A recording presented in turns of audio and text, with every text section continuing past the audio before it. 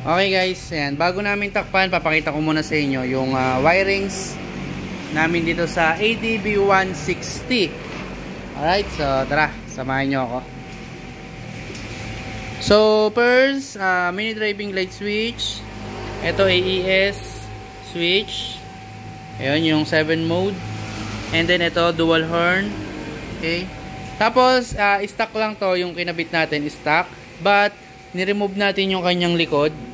Pinalitan natin, nilagyan natin ng passing button. Okay? So, advantage, stock pa rin to. May passing light ka na. Passing mode, passing button. Okay? So, proceed tayo sa wires.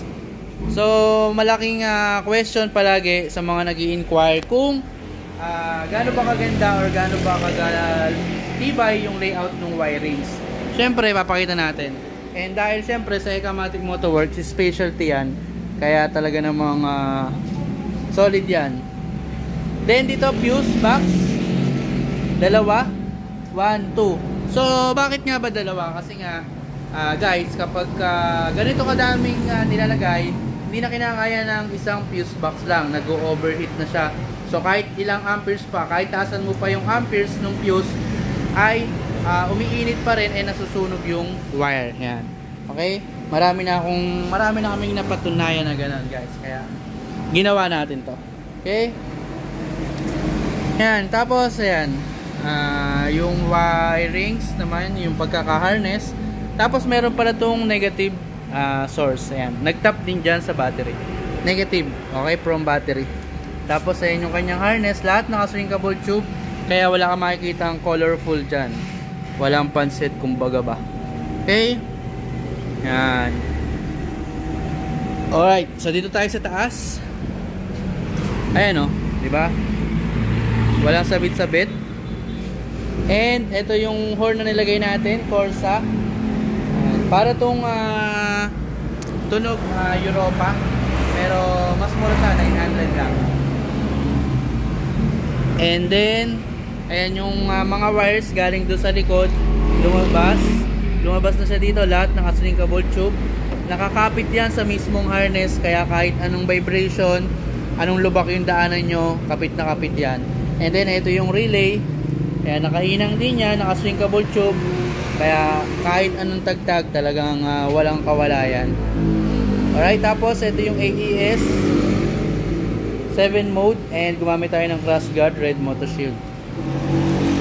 Next, so ito yung isang horn na sa baba. Ayan, waterproof yan guys, Corsa. Parang Europa yan, ayun.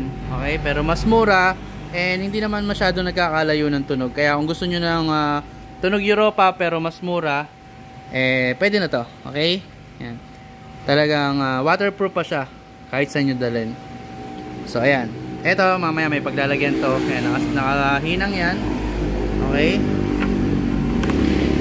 kapit na kapit yung mga wires na yan. Okay, yan.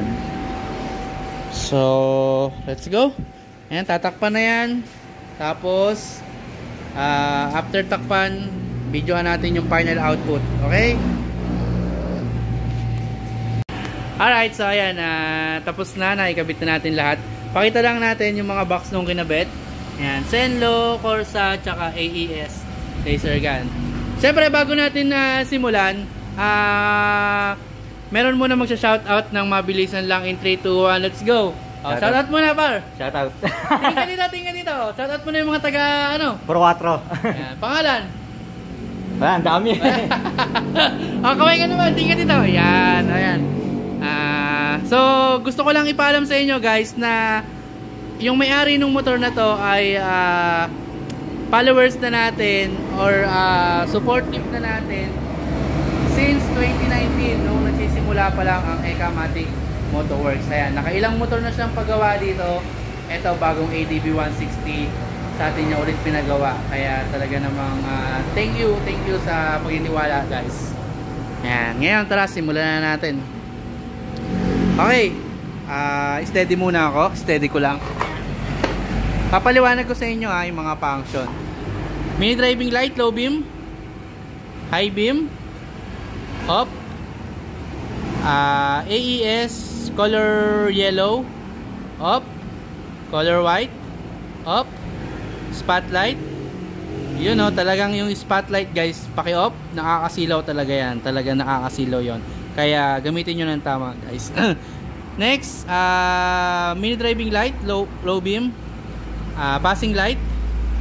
Ayan, okay. Tapos color yellow, passing light, off.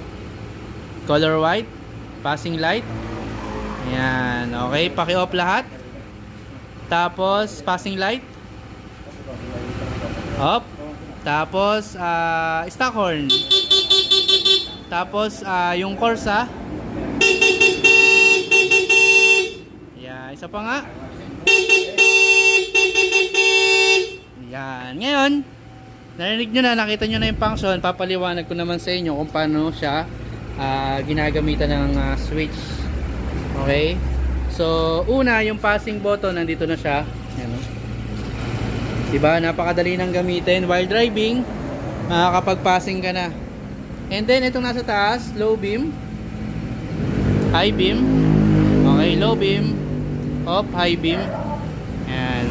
Tapos, ito yung switch. Yellow, white, off, spotlight.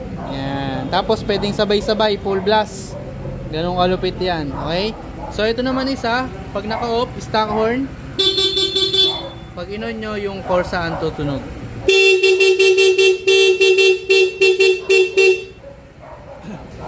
Etong malala dito guys, low bat na ako. Ito ang malala dito oh. Tingnan nyo naman, 688 kilometers. Parang na-break mo yung record nung 700k yun. 700 yun no? 7k. 7k lang ba? Kilometer? Ay, 7 kilometers. Ay, kala ko. Kala ko na-break mo. Ito pala, 688. Pero napakababa pa rin, di ba? Ayan. So, virgin na virgin. So, na-virgin natin. Okay? So, syempre, papakilala natin yung talaga namang supportive natin since one day. Okay, batiin mo na lahat. Hello po. Since 2019, supporter na rin po Sega. Batiin mo na yung taga dyan, mga kapitbahay natin. Bali sa mga puro 4 ng Dita. Ayos na? Napakatipid naman ito. Ayan. So, sobrang thankful tayo sa pagtitiwala ni pangalan? Ren. Ni Ren. Ayan. Okay? So, thank you so much. Kasi pang ilang motor mo na ito? Dalawa pa lang. Dalawa. Since then, dito lahat. Tapos, nung nagsisimula pa lang tayo, mga accessories, sa atin na siya bumibili. Alright? Ayan. So, ayan guys. Shop namin located at Dita, Santa Rosa, Laguna. Grand River Stone, Dita, Santa Rosa, Laguna. Nasa Waze yan. Okay? Ayan. Tapos, kung gusto nyo ng ganitong setup, message lang sa aming Facebook page, Ekamatic Motoworks. Alright? Wala na nakalimutan? Wala na. Okay na. Ayan. Thank you, service. Abangan nyo na lang sa YouTube ha. Makikita nyo to sa YouTube.